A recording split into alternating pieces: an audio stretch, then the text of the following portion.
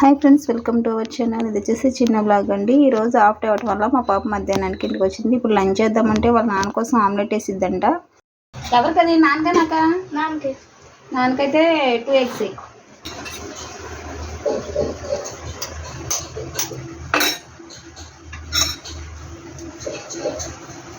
సాయంత్రం కర్రీ వచ్చాయి. నేర్చుకోమ్మా, ఒకటి ఆమ్లెట్ నేర్చుకుంటే రోజు పప్పు వండుకోం కదా. పప్పు వండుకోరా? మరి ఆమ్లెట్ ఎందుకు వేస్తున్నావు? చాలు అనుకోండి. అతను ఆయిలేనా ఎక్కడుంది? ఇదేనా? అదంతా కొంచెం వేయి, మరి ఎక్కువైతే ఆయిల్ ఎక్కువైందంటే నాన్న.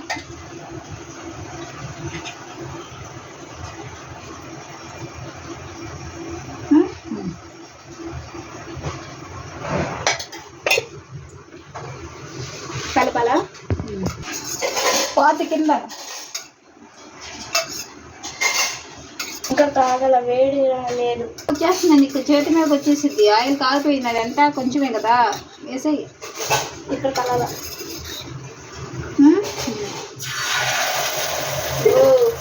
చెప్పినా. Very good. ఇప్పుడు తీసేటప్పుడు నన్ను పిల్లకే, నేను వెళ్ళిపోతున్నా.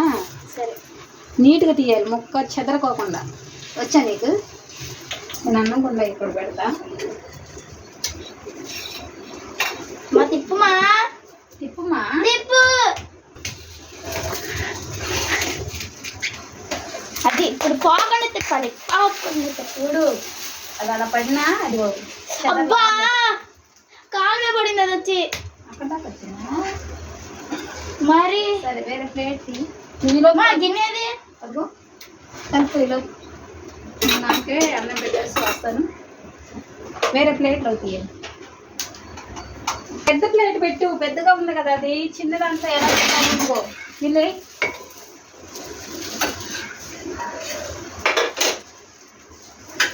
చెరసాలు వేసుకుంటారా? వేసి అది నీకది. సరే, నువ్వు వేసుకుని ప్లేట్లు వేసుకొచ్చుకో. ఈ లోపు నాన్నకి అన్నం పెడతా, తెచ్చుకో అక్కడికి. ఆ ప్లేట్లు వేసుకొచ్చేసుకో, నీకు కూడా అన్నం పెట్టేస్తా. మాని బాకు.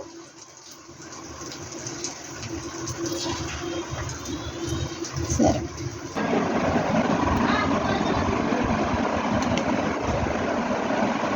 ఆమ్లెట్ నేనే తిప్పేది, నా హస్తం కూడా ఉందండి.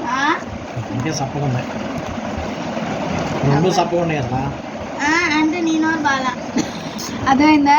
టేస్ట్ కొన్న రోజునేమో ఆకలి మీద ఉన్నారేమో అంటాం, ఎక్కడ పోద్ది. నీకు ఎలా ఉంచింది? అది కూడా నేనే చేసింది. నేను నువ్వా? ఇప్పుడు చూడమ్మా, నేను కదా ఆమ్లెట్ వేసుకొచ్చిన తెల్లని చెప్పింది.